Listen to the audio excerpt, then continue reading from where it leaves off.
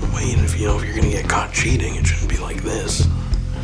Well, maybe he should have thought of that before he was cheating. Coldplay threw a couple on the kiss cam. Turns out they were having an affair? I don't think even Coldplay can fix this. It began on a night that should have been nothing more than a celebration of music, light, and shared joy. But instead, it became the stage for one of the most humiliating scandals corporate America has ever witnessed. A moment that unfolded under flashing lights and the sound of tens of thousands singing along to Coldplay's anthems.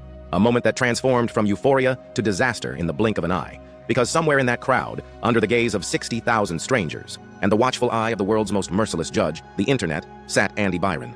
A man who should have known better, the CEO of Astronomer, the face of a billion-dollar tech empire built on values like integrity, trust, and transparency, sitting next to Kristen Kat, the company's chief of human resources, the very person responsible for ensuring the rules of workplace conduct were upheld, the guardian of ethics, the enforcer of codes.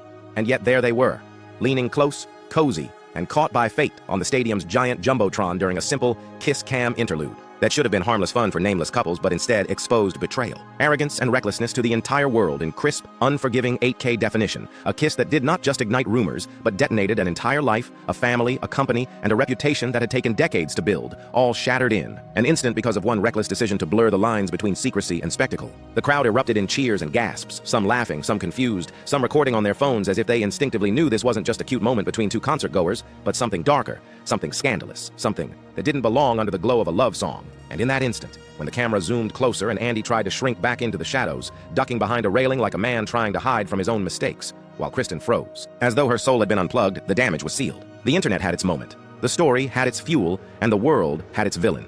You could almost hear careers cracking, families splintering, stock values trembling, because betrayal has a sound, and that sound echoed louder than the music that night. What followed was an explosion that spread faster than any Coldplay chorus could carry. The memes came first, quick and merciless. Photoshopped images of Andy ducking under captions like "caught in 4K" or "when HR forgets the rules." Then came the think pieces, the Twitter threads, the TikTok dramatizations, the parody songs twisting Coldplay's lyrics into knives of ridicule.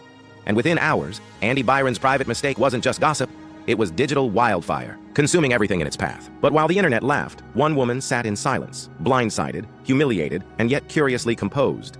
Megan Byron, Andy's wife, the woman who had built a life and family with him, the woman who deserved respect and loyalty, but instead received betrayal delivered to her phone screen just like the rest of the world, finding out not from a late-night confession or a cowardly text, but from scrolling through TikTok and seeing her husband turned into the world's newest meme. Imagine the weight of that. Sitting at home with children in the next room, your marriage disintegrating not in whispers, but in shouts, not in secrecy, but under the neon glow of a stadium screen, while millions of strangers dissect your pain for entertainment. And yet Megan did not break. She did not lash out, she did not give the tabloids the tears they craved. Instead, with a grace that cut sharper than any scream, she simply deleted his last name from her social media, wiping him away with the same ease one might brush lint from a jacket, a quiet act of power that resonated louder than all his excuses could ever hope to.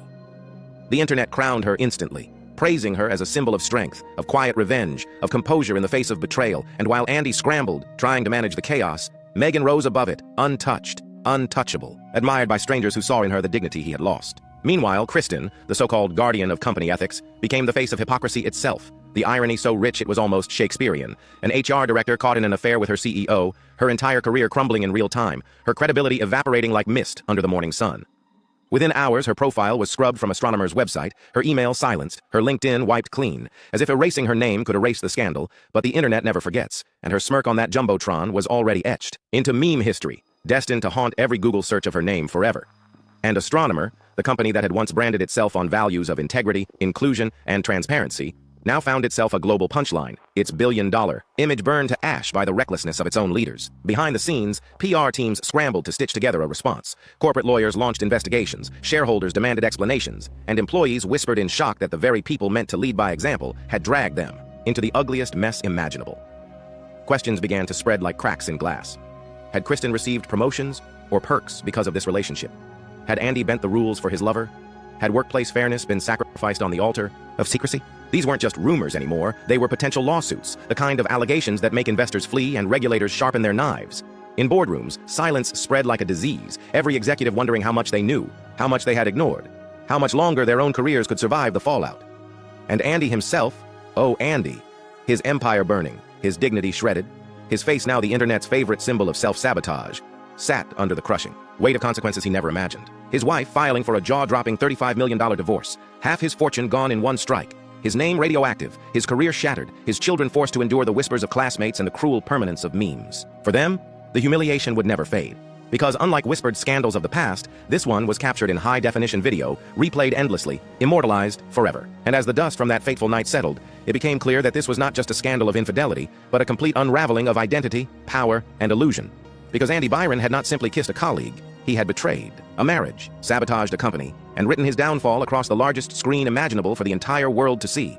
A downfall amplified by the cruel megaphone of the internet, where mistakes are never forgiven, never forgotten, and always magnified until they become larger than life itself. For Andy, there was no hiding, no corner of the digital world where his name was not being dragged, mocked, and dissected. His face transformed into the latest emblem of hubris undone. He had climbed the mountain of success, presenting himself as the charismatic leader of Astronomer, a visionary at the helm of a billion-dollar company, a man who claimed to believe in transparency and people-first values. Yet the second the kiss cam found him, that carefully cultivated image collapsed into dust, replaced by the image of a coward trying to dodge behind a railing as if he could physically hide from the truth. A man undone not by his rivals or competitors, but by his own arrogance. And in the middle of this digital inferno stood Kristen, whose very role as HR chief was to safeguard the company from ethical breaches, to enforce standards, to educate employees on conduct. Yet here she was, violating every rule she was sworn to protect, turning herself into a global spectacle of hypocrisy, a living example of why rules exist in the first place. The irony was so sharp, it cut through the noise like a blade. Because this was not just an affair. It was a betrayal of principles, a contradiction so glaring that it didn't matter how quickly her name was scrubbed from the company's website, or how thoroughly her digital footprint was erased. The image of her smirking on that jumbotron was already carved into the public's memory. And while Astronomer's board scrambled, while PR teams stitched together hollow statements about conduct reviews and indefinite leave, the court of public opinion had already reached its verdict. Guilty of hubris, guilty of arrogance, guilty of destroying trust. Investors panicked, employees whispered in corridors, and in the shadows, lawyers circled hungry for blood, investigating whether this reckless entanglement had tainted promotions, influenced salaries, or created a workplace tilted by favoritism. Every raise, every hiring decision, every internal move that had passed under Kristen's authority was now under scrutiny. Every shadow stretched longer, every whisper grew louder, because this wasn't just adultery, this was potential corporate corruption hiding behind bedroom secrets. And the spectacle of it all, the sheer absurdity, was heightened by the fact that it unfolded in the most public, ridiculous way imaginable. At a Coldplay concert of all places, a venue meant for love songs and lighthearted moments, now forever. Remembered as the backdrop for one of the most humiliating exposures of corporate hypocrisy in history. Chris Martin, blissfully unaware, had joked into the microphone, "Either they're having an affair or they're just really shy," a line meant in good humor.